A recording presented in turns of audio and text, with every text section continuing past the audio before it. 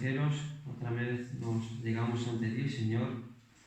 Te queremos pedir por tu siervo José. Gracias por su vida, gracias por su testimonio, Señor. Te pedimos una bendición especial para él en esta mañana, Señor, de tu parte. Señor, por favor, dale palabra de sabiduría, Señor.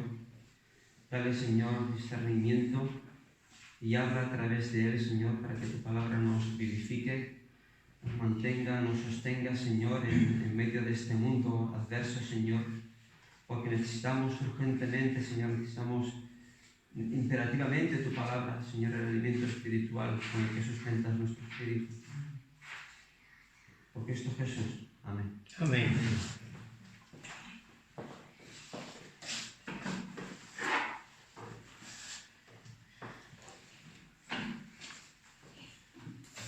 Buenos días, mis hermanos.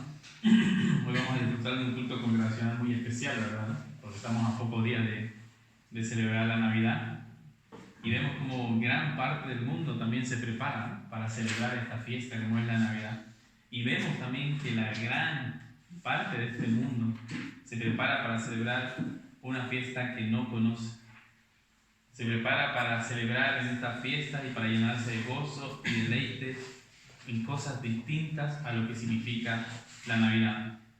Nosotros como cristianos celebramos la Navidad porque entendemos que es la encarnación del Hijo de Dios, pero no así el mundo.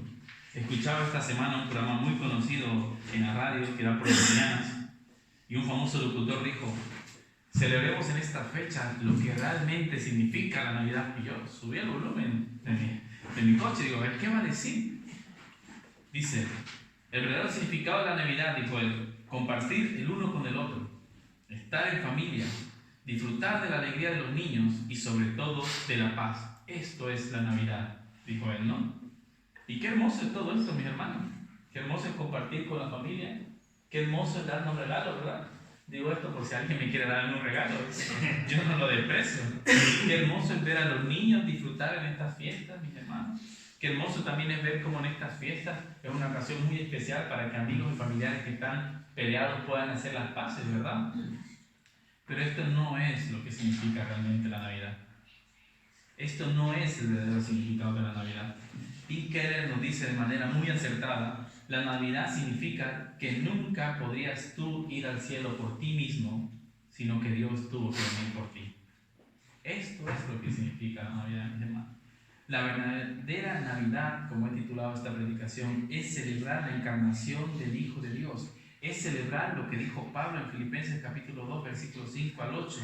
Haya pues en vosotros este mismo sentir que hubo también en Cristo, hablando de su humildad, el cual, él siendo en forma de Dios, no estimó ser igual a Dios como cosa que aferrarse, sino que se despojó a sí mismo, tomando forma de siervo, hecho semejante a los hombres, y estando en la condición de hombre, se humilló a sí mismo, haciéndose obediente hasta la muerte y muerte de cruz.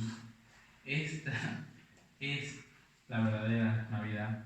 Celebrar la Navidad significa celebrar la encarnación del Hijo de Dios. Es celebrar su sacrificio, es celebrar su entrega sin condición por cada uno de nosotros, es celebrar que vino a salvar lo que se había perdido. Por eso los ángeles en el capítulo 14 de Lucas, como hemos leído en la lectura congregacional, dicen: gloria a Dios en las alturas cuando nace Jesucristo.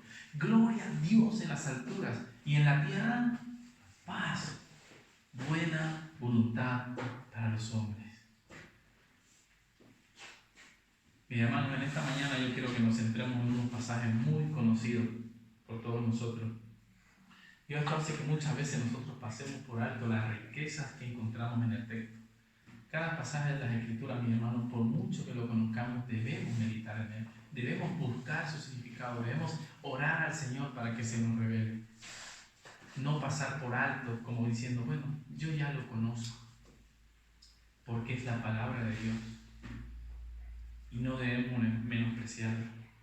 Este pasaje que leeremos ahora del profeta Isaías fue dicho a una nación que estaba sumergida en tinieblas, al igual que la sociedad que vivimos hoy en día.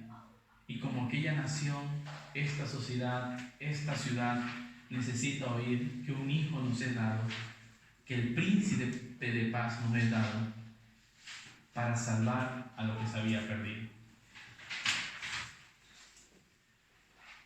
Este mundo, esta ciudad necesita oír que la salvación se encarnó, se hizo hombre y vino a redimirnos de nuestros pecados. Esta ciudad necesita oír cuál es el verdadero significado de la Navidad. Leemos en los versos 6 y 7 del capítulo 9 de Isaías que dice: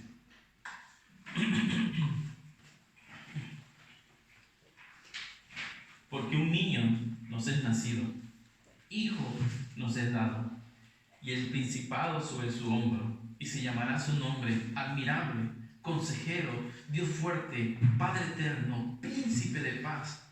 Lo dilatado de su imperio y la paz no tendrán límites sobre el trono de David y sobre su reino, disponiéndolo y confirmándolo en juicio y en justicia desde ahora y para siempre. El celo de Jehová de los ejércitos hará esto. Amén. Vamos a ver. Señor, una vez más nos dirigimos a ti, Señor, con temor y temblor, Padre, porque estamos abriendo tu palabra, Señor. Estamos abriendo lo que tú has dicho, lo que tú has dejado escrito para una nación, Señor, para tu pueblo. Y con temor y temblor, Señor, a través de Cristo te pedimos que nos ayudes a entender tu palabra, que nos ayudes a aplicarla a nuestra vida, Señor, que nos ayudes a amarla, Señor, que nos ayudes a deleitarnos en ella, Señor, que nos ayudes a entender que esta es el verdadero pan de vida para el hombre, Señor, tu palabra, porque ellas dan testimonio del Hijo que nos fue dado, y este es nuestro Señor Jesucristo para perdón de pecado. Ayúdanos, Señor, en esta mañana, Padre, a glorificarte de esta manera también. Ayúdame a mí, Señor, a poder hablar de parte de ti, Señor. Y ayuda a mis hermanos, Señor, a tener el corazón dispuesto, los oídos atentos, Señor, a escuchar tu palabra. Ayúdanos, Señor, aún en medio de la debilidad, Señor, en medio de las dificultades para exponer tu palabra, a que ella sea poderosa en los corazones, Señor, y haga lo que tú le mandas hacer en cada una de la vida de mis hermanos. Te lo ruego, Señor, en el nombre de Jesús. Amén.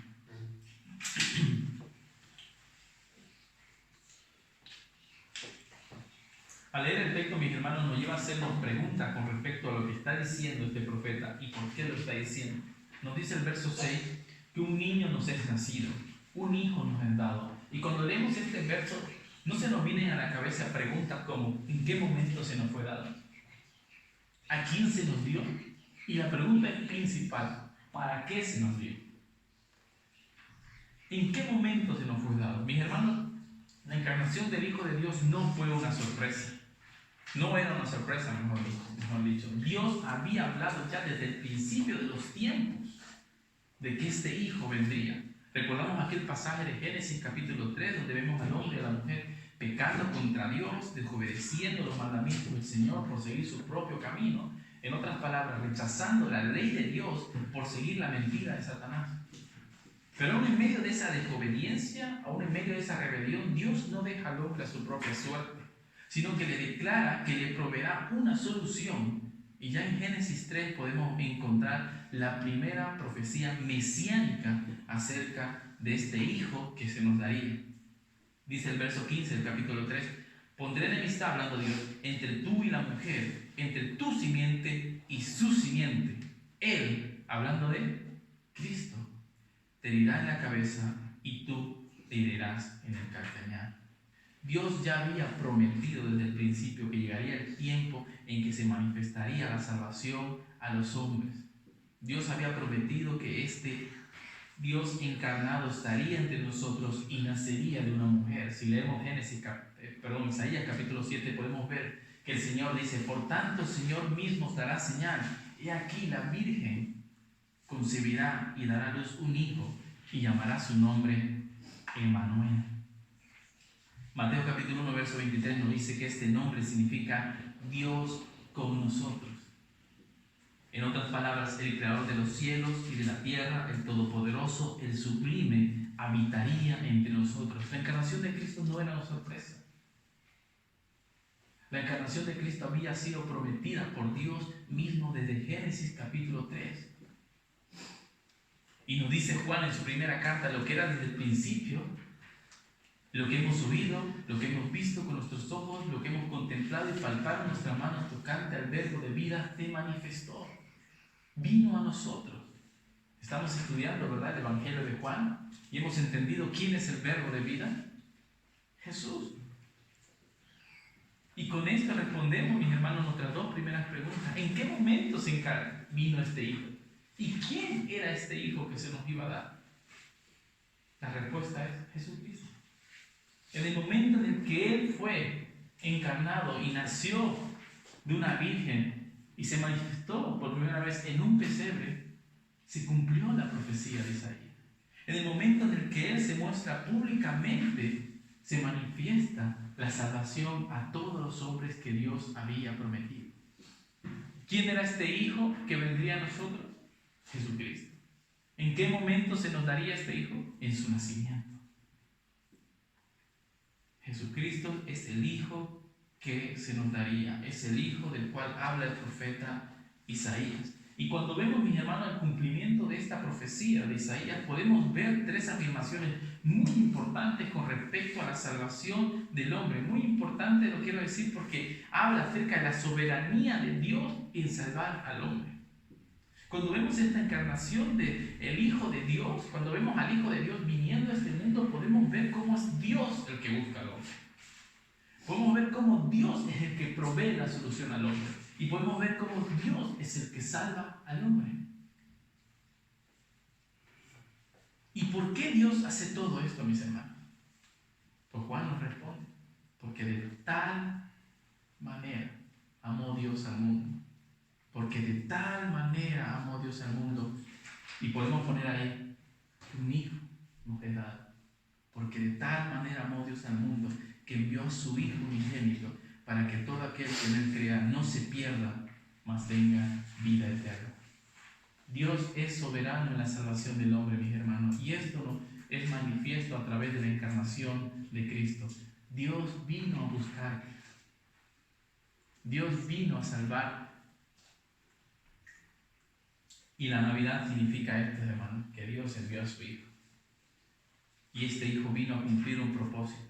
Y nosotros nos maravillamos, mis hermanos, en pensar de cómo la plenitud del Creador, así como cantábamos, ¿verdad?, se pudo encarnar en un bebé.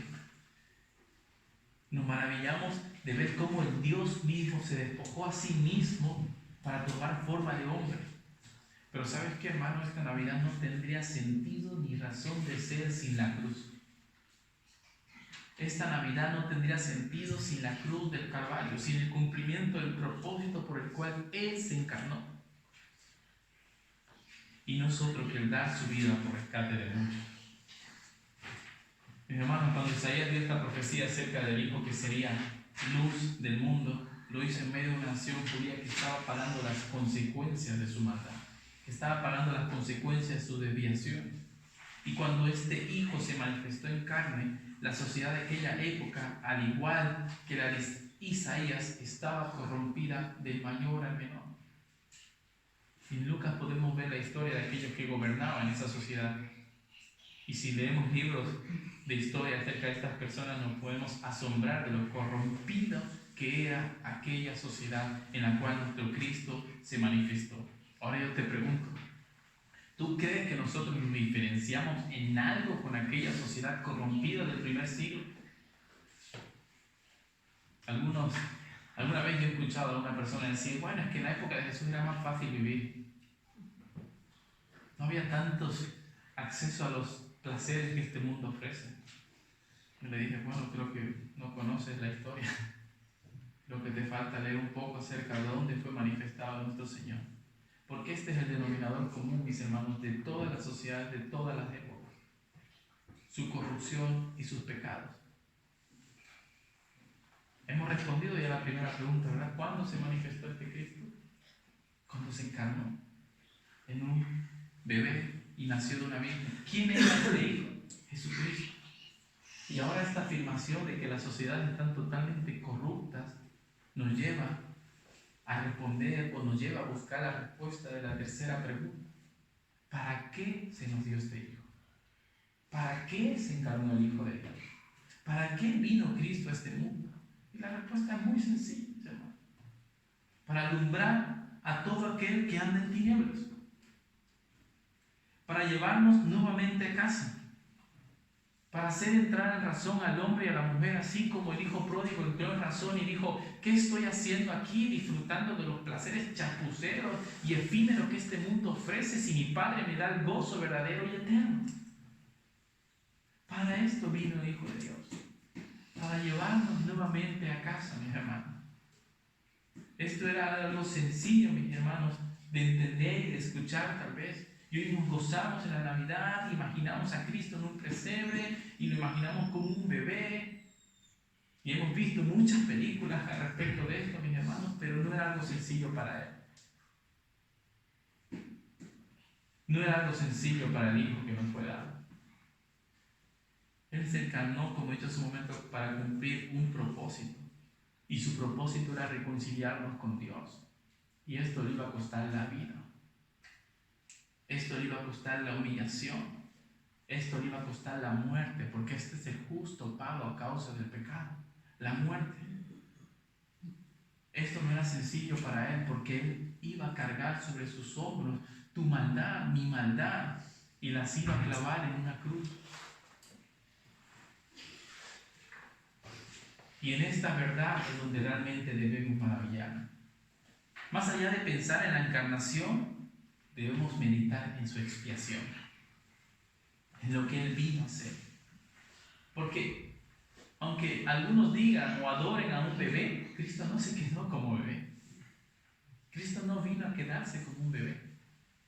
Él vino a cumplir un propósito. Y en ese propósito es que debemos maravillarnos. Por eso es que he dicho hace un momento, mis hermanos, no tiene sentido celebrar la Navidad, no tiene sentido celebrar la encarnación de Cristo si no celebramos la cruz de Cristo. Esta es la verdadera celebración que hoy también recordamos. Él se encarnó para cumplir el propósito de la cruz, no para quedarse como un bebé. Él se encarnó para aplicarnos su justicia a nosotros, para sacrificarse a favor del pecador. Dice 1 Pedro capítulo 3, 18, porque también Cristo padeció una sola vez por los pecados, el justo por los injustos, para llevarnos a Dios. Voy a leer aquí un párrafo bastante largo del pastor John MacArthur que nos dice acerca de esta encarnación de Cristo y haciendo una relación con la Navidad, y titula Nacido para morir. Aquí hay una cara de la historia de la Navidad, dice, que a menudo no se nos dice. Esas pequeñas manos suaves, formadas por el Espíritu Santo en el vientre de María, fueron hechas para que los clavos puedan ser conducidos a través de ella. Esos pies del bebé, incapaces de caminar algún día, caminarían en un futuro hasta la colina polvorienta del Gólgota. Aquella cabeza dulce del bebé con los ojos brillantes se formó de manera que los hombres algún día podrían ponerle encima de ella una corona de espinas. Ese cuerpo tierno y cálido y suave, envuelto en pañales, un día sería desgarrado por una lanza. Jesús nació para morir. No pienses, dice él, que estoy tratando de poner un freno a tu espíritu navideño. Lejos de ello estoy. Pero la muerte de Jesús es lo importante. Aunque ideada y llevada a cabo por hombres con malas intenciones, en ningún sentido fue una tragedia. De hecho, representa la mayor victoria sobre el mal que alguien ha logrado. ¿Es apropiado conmemorar el nacimiento de Cristo? Por supuesto. Pero no cometamos el error de dejar a Cristo como un bebé en un pesebre. Tengamos en cuenta que su nacimiento fue solo el primer paso del plan glorioso de Dios de la redención. Recuerda que este triunfo de la muerte sacrificial de Cristo que da el verdadero sentido a su nacimiento. No se puede celebrar verdaderamente la Navidad sin celebrar su cruz. Amén. Y este es el mensaje que trajo el Hijo de Dios, mis hermanos. Esta es la Navidad que el Hijo de Dios quiere que nosotros celebremos. Este es el propósito de su encarnación. Él trae reconciliación a los hombres con Dios. No tendremos Navidad si no tenemos cruz, primeramente. ¿Qué decía Pablo en el libro de los Corintios? Si Cristo no ha muerto, si Cristo no ha resucitado, vana es nuestra predicación, vana es nuestra fe, vano es todo lo que hacemos. Si no hubiera cruz, mis hermanos, vano es celebrar la Navidad. No tendría importancia.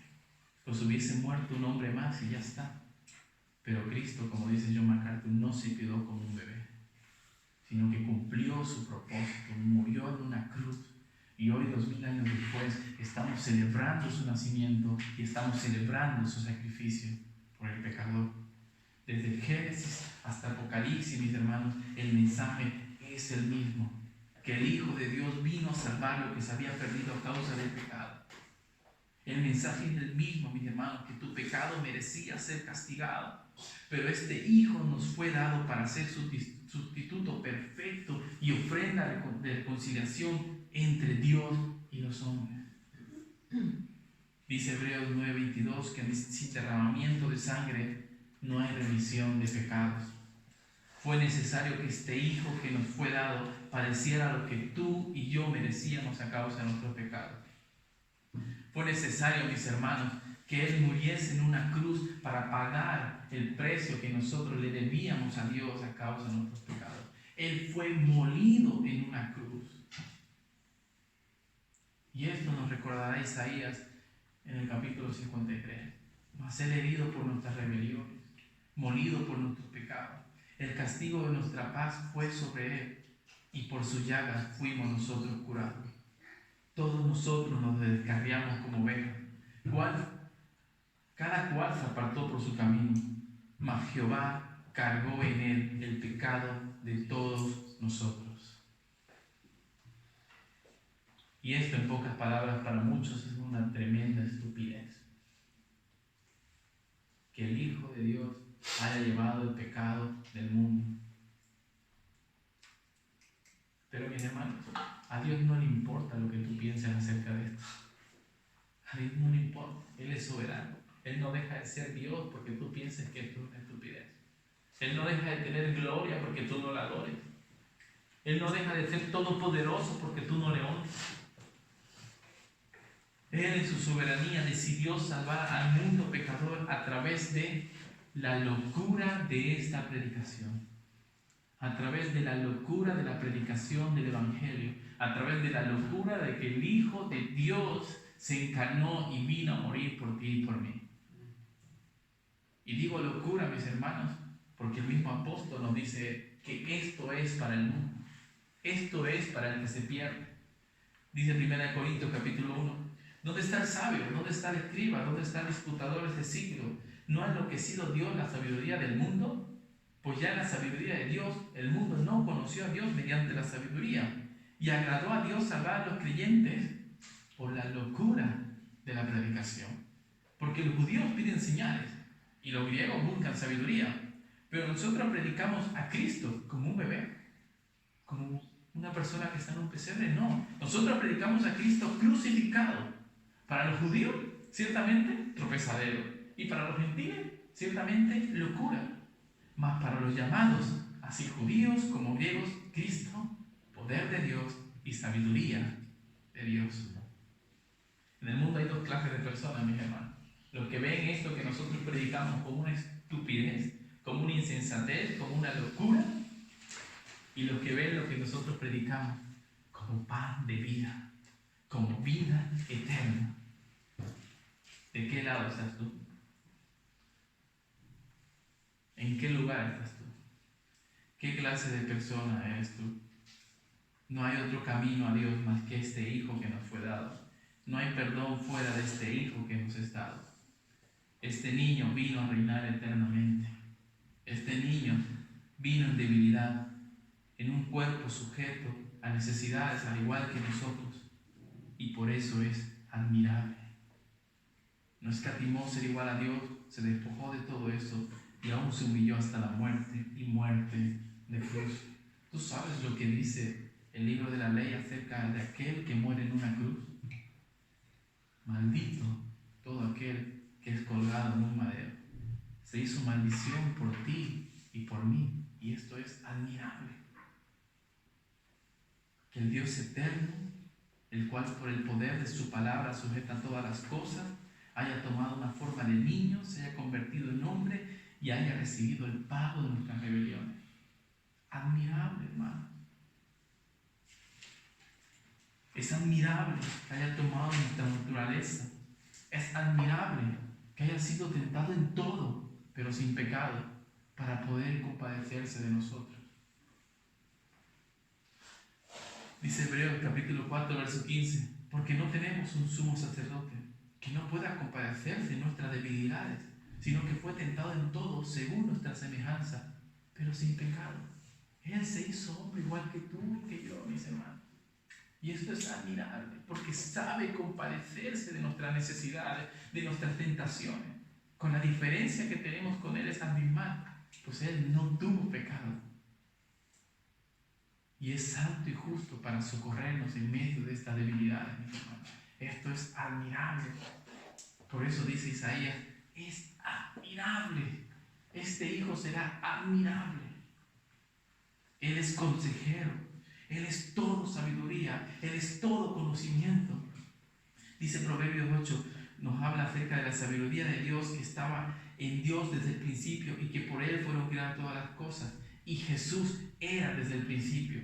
Él es nuestro admirable consejero, mis hermanos. Él es Dios fuerte. Él es todopoderoso para salvar. Él es todopoderoso para conservar tu salvación. Si Él te salvó, Él no te perderá. Él es Dios fuerte. Juan 10:28. Y yo te doy vida, y te doy vida eterna, y jamás perecerá, y nadie te arrebatará de mi mano. Él es Dios poderoso para compadecerte en tu debilidad. Él es admirable, Él es todo sabiduría, Él es Dios fuerte, Él es poderoso para socorrerte en medio de tu angustia. Tú eres para mí la roca que me da refugio. Tú me cuidas y me libras, me proteges como un escudo y me salvas con tu poder. Tú eres mi alto escondite, decía el salmista. Él es poderoso para cuidarte, hermano. Él es poderoso para protegerte. Pero este Dios fuerte, este Dios poderoso, no está alejado de nosotros. Dice Hebreos capítulo 4, verso 16. Acerquémonos pues confiadamente al trono de este Dios poderoso, al trono de este Dios fuerte. ¿Para qué? Para alcanzar misericordia y para hallar gracia para el oportuno socorro. Mis hermanos, esto es admirable, que el Dios todopoderoso se haya encarnado, se haya hecho hombre, haya muerto en una cruz, haya resucitado al tercer día, sea el creador del cielo y de la tierra, y aún así te invita a acercarte a su trono todopoderoso para hallar misericordia y gracia y oportuno socorro. Esto es admirable. Mis hermanos, Él es poderoso también para interceder por nosotros. Él es poderoso para mediar entre Dios y los hombres. Dice Romanos capítulo 8, verso 34. ¿Quién es el que condena? Si Cristo Jesús es el que murió, y si aún es Él el que resucitó, y es también además el que está a la diestra de Dios, el que también intercede por nosotros. Él es poderoso para interceder por ti, hermano. ¿Tú te has preguntado alguna vez por qué no has caído de este estado de gracia? Porque Él intercede por ti. Pedro, Satanás me ha pedido para zarandearte como a trigo. Pero no te preocupes. Yo he rogado al Padre por ti. Satanás te ha pedido, mis hermanos, también a ti para zarandearte como a trigo. Y si tú hoy estás en pie, no es porque tú seas el mayor devoto de la fe cristiana, sino porque Él intercede por ti. Sino porque Él está a la diestra de Dios cuidándote y ayudándote a que tu fe no falte. Él es poderoso, mis hermanos. Él es Padre eterno. Dice el Salmo 103, verso 13, como el Padre que se compadece de sus hijos, se compadece el Señor del quien te teme. Porque este Hijo nos cuida también como un Padre protege a su familia. Claro que el salmista aquí está haciendo referencia a Jehová el Padre, pero en la revelación del Nuevo Testamento nosotros podemos entender que el Padre y el Hijo uno son. Él es Padre eterno. Él te cuida, mis hermanos, como un padre cuida a sus hijos. es el príncipe de paz. Este Hijo es el pago por nuestra paz. Nosotros estábamos alejados de Dios en rebelión y el peso de la ira de Dios estaba sobre nosotros, pero Jesús vino a reconciliar al mundo con Dios. Segunda de Corintios capítulo 5 dice que Dios estaba con Cristo reconciliando consigo mismo al mundo, no tomándole en cuenta a los hombres sus pecados. Si tú estás en Cristo es porque a través de Él no se tomó en cuenta tus pecados, sino que Él cargó tus pecados y lo clavó en una cruz. Él es nuestro príncipe de paz. Él es nuestra paz, mis hermanos. Cuando nosotros no pertenecíamos al pueblo de Dios, cuando nosotros éramos por naturaleza hijos de ira, Él se sacrificó para romper esa pared intermedia que tenías tú entre Dios, lavó con su sangre tus vestidos manchados de pecado y te unió con Dios para siempre. Este era el propósito principal del Hijo que nos fue dado, manifestarse como el príncipe de paz. Y este príncipe de paz también nos dijo en Juan capítulo 16 que en el mundo encontraremos aflicciones, que en el mundo seremos perseguidos. ¿Y cuál fue su consejo? Que confiemos en Él, porque Él es nuestra paz. Porque Él es nuestra paz, mi hermano. Yo no sé la situación que puedes estar viviendo, hermano. Cada uno, ¿verdad? Tenemos nuestra situación en nuestro mundo. Pero yo te digo, Cristo es tu paz. Cristo es tu pronto auxilio. Cristo es tu castillo fuerte, donde puedes correr a refugiar. Cristo no se quedó como un bebé, mis hermanos. Cristo es el poderoso guerrero de Dios. Cristo es tu príncipe de paz. Cristo es el príncipe de paz que también nos manda a vivir en paz dentro de la iglesia, quitando todas rencillas que puedan generar malos entendidos entre los hermanos. Cristo es nuestro príncipe de paz que nos manda a entender que el hermano que está al lado mío también es un pecador igual que yo. Cristo es nuestro príncipe de paz que nos perdonó y nos manda a perdonarnos los unos a los otros. Dice Efesios capítulo 4, en el contexto del vivir cristiano, que este Hijo hizo la paz con Dios. Este Hijo debe llevarnos a ser solícitos en buscar la unidad en un mismo espíritu, en el vínculo de la paz dentro de la iglesia, mis hermanos. Si realmente Cristo es tu príncipe de paz, tú estás solícito en guardar la paz dentro de la iglesia siempre. Si Cristo es tu príncipe de paz, no vienes aquí a la iglesia a exigir tus derechos, sino que vienes a entregarte por tu hermano. Este Hijo que nos fue dado vino en mansedumbre, en humillación, en forma de hombre. Este Hijo que nos fue dado vino a salvar y no a condenar. Este Hijo que nos fue dado está reconciliando aún el día de hoy al mundo con Dios.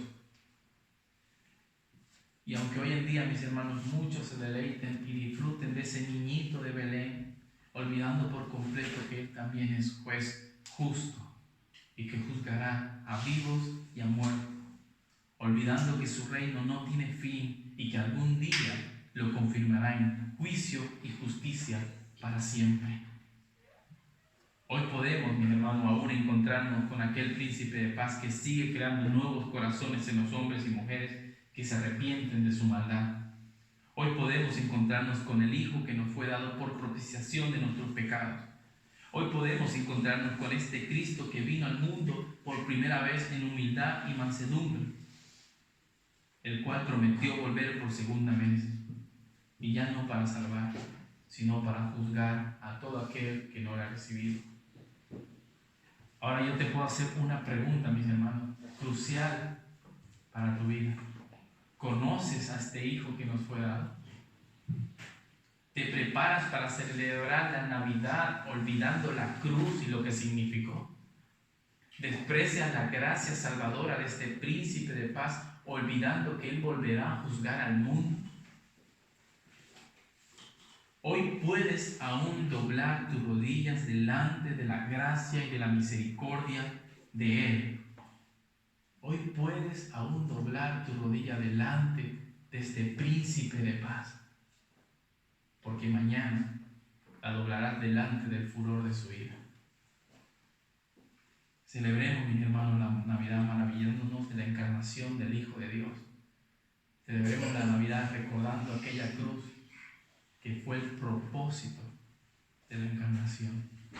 Yo te invito, hermano, a que hoy dobles tu rodilla delante de este Hijo que nos fue dado, delante de este príncipe de paz. Yo te invito a que entregues por completo tu vida a aquel que no escatimó ser igual a Dios como cosa que aferrarse, sino que se despojó por ti y por mí y se humilló hasta la muerte y muerte de cruz. Yo te invito a que huyas de la ira venidera, mis hermanos. Él vino en humildad, en mansedumbre y en humillación. Pero la segunda vez que vuelva, Él vendrá montado en un caballo blanco y con justicia juzgará a las naciones. Huye de la ira venidera. Aférrate a este príncipe de paz. Aférrate a este Dios poderoso, a este admirable consejero, a este Padre eterno que es Cristo. Y hallarás perdón de pecado, hallarás consuelo, porque Él mismo dijo que el que viene a mí, yo no le echo fuera. Corramos, mis hermanos, confiadamente a Cristo y hallaremos el oportuno socorro en medio de nuestras necesidades. Amén. Vamos a orar.